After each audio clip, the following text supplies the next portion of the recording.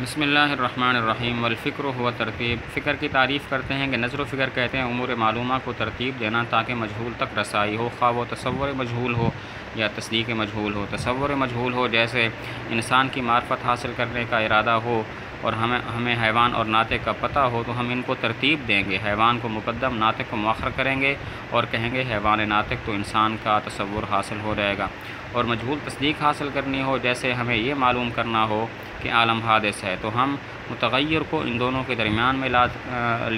ذکر کریں گے اور یوں کہیں گے عالم متغیر ہے، ہر متغیر حادث ہے، تو اس بات کی تصدیق حاصل ہو جائے گی کہ عالم حادث ہے۔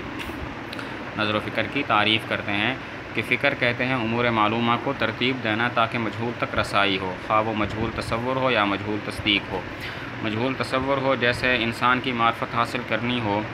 اور ہمیں حیوان اور ناطق کا پہلے سے پتہ ہو تو ہم ان کو ترتیب دیں گے، حیوان کو مقدم ناطق کو مؤخر کریں گے اور کہیں گے حیوان ناطق، تو انسان کا تصور حاصل ہو جائے گا۔ اور مجہول تصدیق ہو اس کی مثال جیسا کہ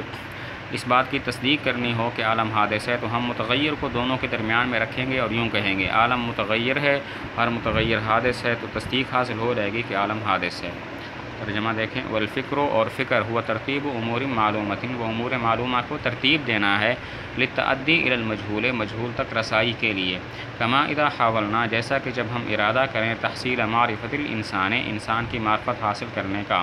وقد عرفنا، حالانکہ ہم جان چکے ہوں حیوان اور ناطق کو، رتبناہما، تو ہم ان دونوں کو ترتیب دیں گے، بیان قدمنا الحیوان، بین طور کے مقدم کریں گے حیوان کو اور مؤخر کریں گے ناطق کو، حتیٰ یتعدی، یہاں تک کہ چلا جائے ذہن اس سے انسان کے تصور کی طرف، وکما اذا اردنا، اور جیسا کہ جب ہم ارادہ کریں اس بات کی تصدیق کا کہ عالم حادث ہے تو وسطنا، ہم درمیان میں لے آئیں گے متغیر کو مطلوب کے دونوں طرفوں کے، وحکمنا، اور فیصلہ کریں گے کہ عالم متغیر ہے اور ہر متغیر حادث ہے، فحصل لنا، تو ہمیں حاصل ہو جائے گی عالم کی حدوث کی تصدیق۔ والترتیب، و ترتیب کا معنی بیان کرتے ہیں کہ ترتیب کا لغوی معنی ہے ہر شے کو اس کے مرتبے میں رکھنا، اور اصطلاحی معنی ہے اشیاء متعددہ کو اس طور پر کر دینا کہ ان پر ایک نام بولا جائے اور بعض کو بعض کے لحاظ سے تقدم و تاخر کی نسبت ہو۔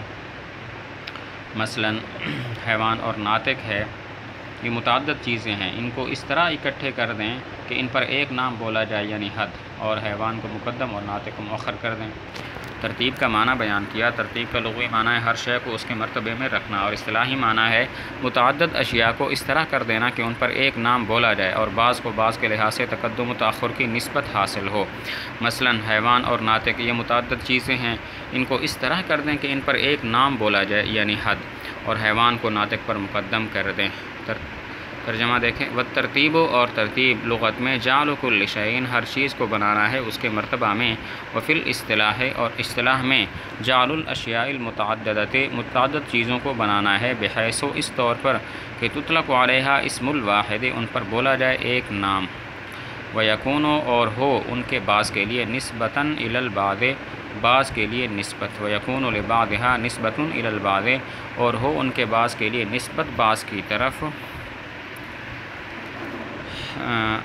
دوسرے بعض کی طرف، بالتقدم و تاخر، تقدیم اور تاخیر کی۔ والمراد بالامور، ایک سوال کا جواب ہے کہ نظر و فکر کی تعریف میں امور کا لفظ ہے، امور جمع ہے جس کا اطلاق کم از کم 3 پر ہوتا ہے، تو اس سے معلوم ہوتا ہے کہ نظر و فکر میں کم از کم 3 چیزیں ضروری ہیں، حالانکہ نظر و فکر میں کبھی 2 چیزیں بھی ہوتی ہیں جیسے حیوان ناطق۔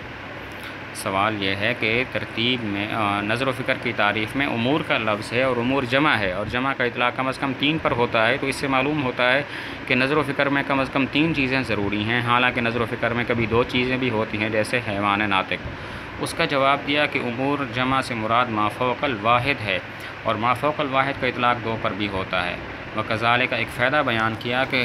اس فن منطق میں ہر جمع کہ جو تعریف میں استعمال ہو مراد یہی ما فوق الواحد ہوتا ہے۔ جواب یہ ہے کہ جمع سے مراد ما فوق الواحد ہے، اور ما فوق الواحد کا اطلاق 2 پر بھی ہوتا ہے۔ اور ایک فائدہ بیان کیا کہ فن منطق میں ہر جمع جو تعریفات میں استعمال ہو مراد ما فوق الواحد ہوتا ہے۔ ترجمہ کرتے ہیں، والمراد، اور مراد امور سے ما فوق الامر الواحد ہے، ایک امر سے زائد، وکذالک کل جمع، اور اسی طرح ہر جمع ہے یستعمل فی التعریفات فی ھذا الفن، جو استعمال ہو اس فن میں، جو استعمال ہو تعریفات میں اس فن میں۔